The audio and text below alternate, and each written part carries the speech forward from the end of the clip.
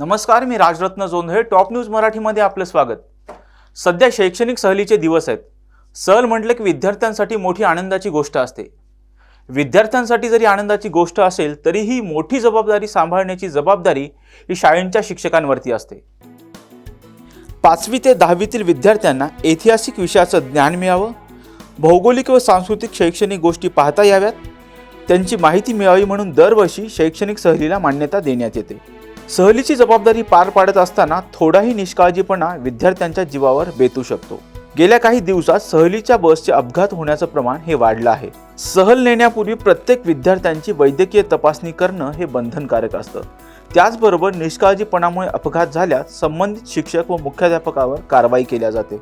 विद्यार्थ्यांची हेळसाळ झाल्याची पालकांनी तक्रार केल्यास संबंधित शिक्षक आणि मुख्याध्यापकावर कारवाई केली जाते.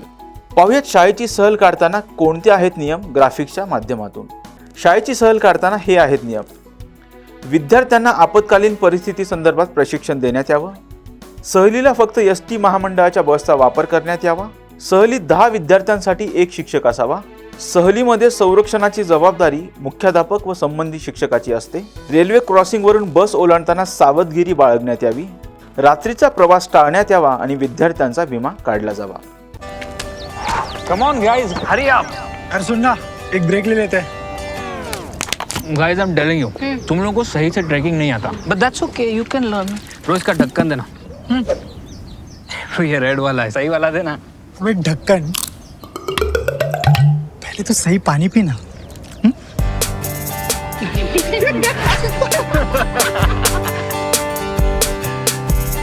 Manikchand Oxyrich, proudly Indian.